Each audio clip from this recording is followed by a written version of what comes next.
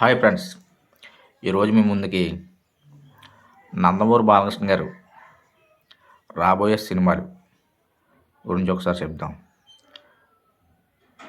వాటి దర్శకులు కూడా చూద్దాం. ఎన్బికే 111 అయితే గోపిచంద్ మలినేని ఫిక్స్ అయిపోయింది, లాక్ అయిపోయింది. ఈ సినిమా అతి త్వరలోనే షూటింగ్ స్టార్ట్ అయ్యే అవకాశం ఎక్కువగా కనబడుతుంది. ఈ సినిమా అంటే ఒక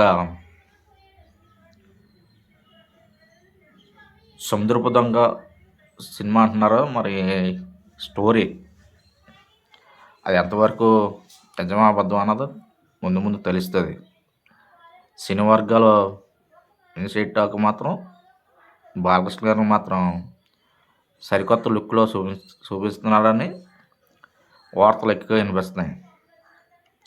తర్వాత సినిమా వచ్చి కొరటాల శివ, అనిల్ రాపూడి కానండి.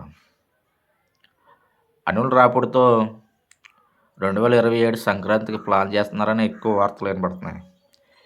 ఇది కూడా మంచి మెసేజ్ ఓరియంటెడ్ మూవీ అంట.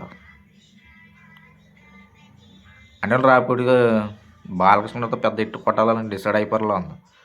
భగవత్ కేసరి సినిమా టైంలో చంద్రబాబు నాయుడు అరెస్ట్ లేకపోతే సినిమా రిజల్ట్ వేరేలో ఉంది. మరి ఆ టైంలోనే 300 కోట్లు గ్రాస్ ఈజీగా వచ్చినాం.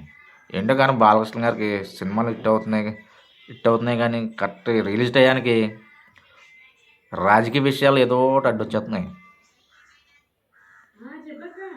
చూడాలి మరి ఏమవుతుందో. తర్వాత కొరటాల శివ గారు సినిమాలో బాలకృష్ణ గారు అంటే సీఎంగా అంటండి. ఈ సినిమా ఎప్పుడు వచ్చినా సరే ప్రేక్షకులు అభిమానం పొందుతుందని సినీ వర్గాల అంచనా. తర్వాత వచ్చి మళ్ళీ బాబీ కొల్లి. ప్రజెంట్ చిరంజీవి గారు సినిమాతో బిజీగా ఉన్నారు. బాబీ గారు కూడా బాలకృష్ణ గారు ఒక స్టోరీ చెప్పడం, ఆ స్టోరీ కూడా నచ్చడం జరిగిందంటండి. ఇంకా ఇంకో డైరెక్టర్ వచ్చి వంశీ పైడిపల్లి అండి. వంశీ పైడిపల్లి దిల్ రాజు ప్రొటెక్షన్లో రాబోతుందంట సినిమా. దిల్ రాజు ఎప్పటి నుంచో బాలకృష్ణతో సినిమా తీయాలని ఆశిస్తున్నారు. మరి ఈ సినిమాతో ఆయన ఆశ నెరవేరుతుందో లేదో చూడాలి. ఈ సినిమా కూడా మంచి రైతు కాన్సెప్ట్ అంటండి. ఈ స్టోరీ ఎప్పటి నుంచో బాలకృష్ణతో అలా రెడీ చేసి ఉంచుకుండి ఉన్నారంట దిల్ రాజు గారు. ఇది బాలకృష్ణ గారు అయితేనే బాగుంటుంది, వేరే వాళ్ళు అయితే బాగోదండి. ఇది కూడా ఒక మంచి సబ్జెక్ట్ సినిమా అంట. ఈ విధంగా చూస్తే వరుసగా అందరు స్టార్ డైరెక్టర్లే, మంచి హిట్లు ఉన్న డైరెక్టర్లు. ఓవర్ సినిమా తీరు సింపుల్గా ఉంటాయి సినిమాలు, సింపుల్గా అలా చల్లగా పోతూ ఉంటాయి. చాలా మంచి డైరెక్టర్లు.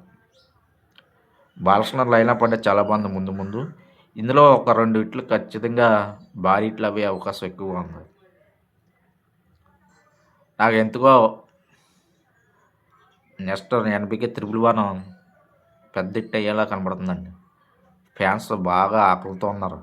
అఖండ 2 కొద్దిగా డిసప్పాయింట్ చేసింది కదా రిజల్ట్ పరంగా. సినిమా పరంగా చాలా బాగుంది, జస్ట్ హిట్ అయింది.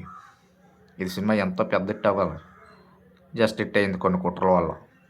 చూడాలి ఏమవుతుందో. Thank you. ఈ సినిమా